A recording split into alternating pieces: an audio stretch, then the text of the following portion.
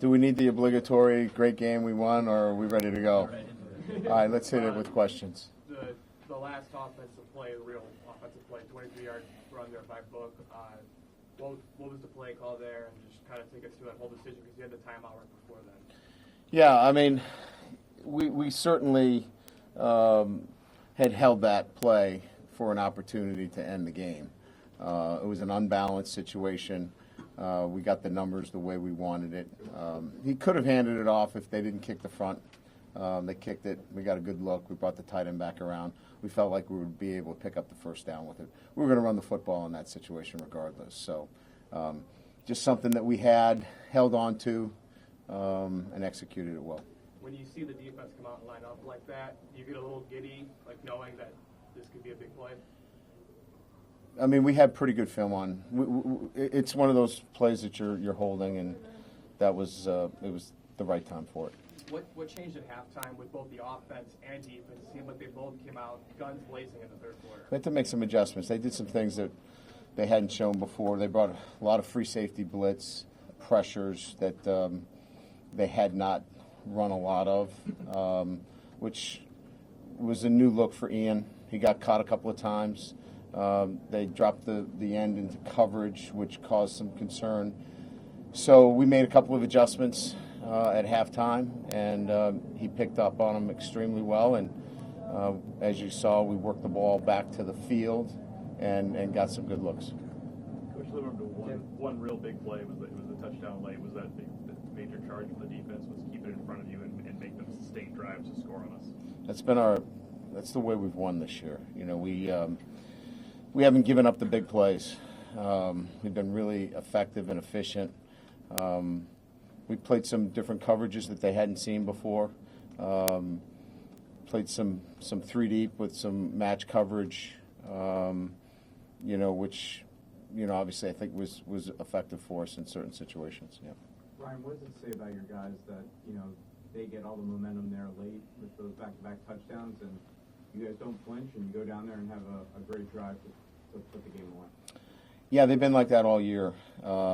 They just play one play at a time. They don't get too high. They don't get too low.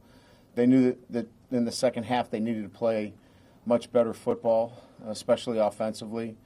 We had too many penalties. The turnover, obviously, was a bit uncharacteristic for us relative to the kind of game that we've played all year. This was a little bit outside of the rails for us in terms of how we played this year. But they cleaned it up in the second half and played pretty good football. Coach, Claypool was in here and said that yards after the catch were emphasized. In the third quarter, you seemed to pick up the pace. You widened the field a little bit. What was the plan to attack there in the second half? Well, it's kind of what I was, adding on to. They were bringing some pressures from the boundary drop in the end. They were giving us some access to the field. So our second half game plan was to run the ball to the field, and we had some access to the field. And so that was part of the adjustments that we made at halftime. What did it mean to your team to have Drew Tranquil fight through his injury and get on the field? He's a leader, and he's inspirational. We didn't know what exactly he could do until pregame. He practiced a little bit for us.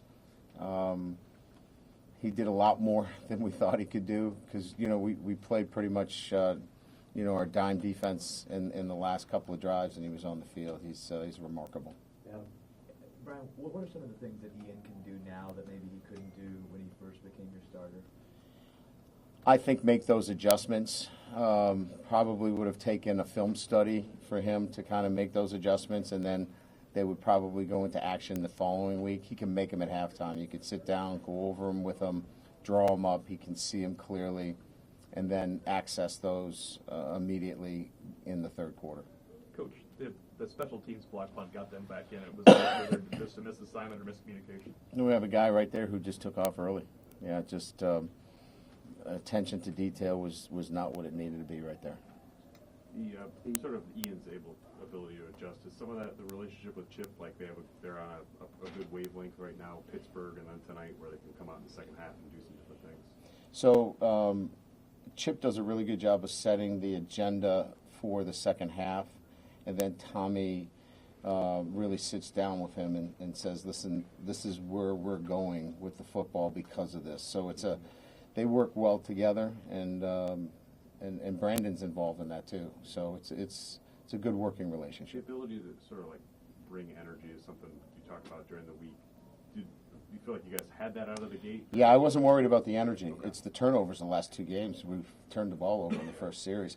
Yeah, I never felt a sense of not having that snap or that energy as much as, we had some uncharacteristic penalties, and, we didn't, I don't think we're in sync as much as we have been all year.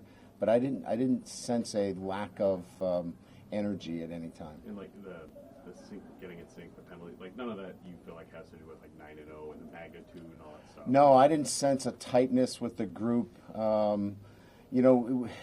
Again, I think we haven't had those penalties on the offensive line, so we'll have a conversation a little bit more in depth with some of the guys there. But they played fast and free in the second half, and that's really the most important thing.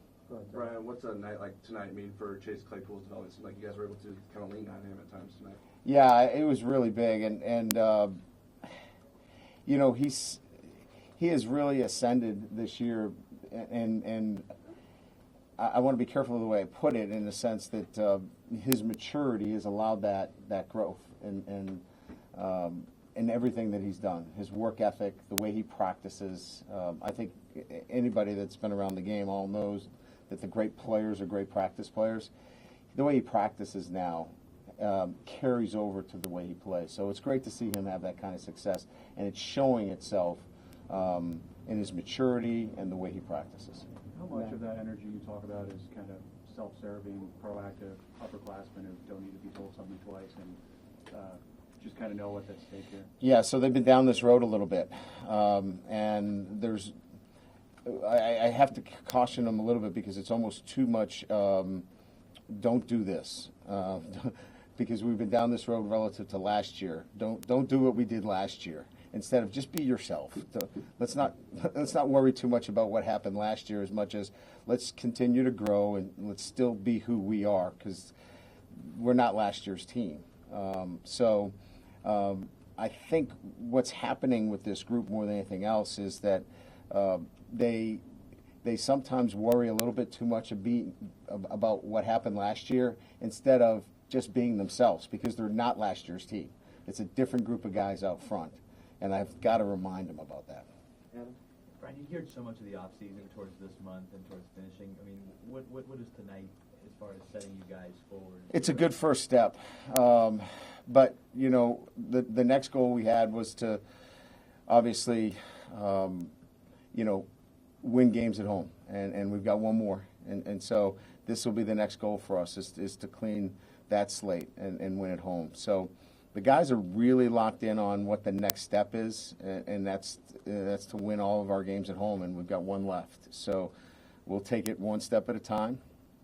And they are pretty locked in as a group. They practiced this week with a very intentional focus. I was a little concerned at times because it lacked energy at times, but they were so locked in that I wasn't concerned. And when I watched them play, they were a little jittery at times on offense, but I think we can clean that up as we move forward. Coach, have you seen the progression on special teams that you've run into so far this year? I have, and then we make some silly mistakes, right? I mean, anytime your kicker comes in and nails something from what was it, 45?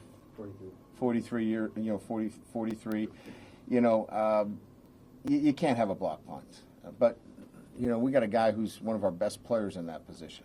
So we just have to be better with attention to detail. We're putting our best players on the field, and they've got to be better every single snap.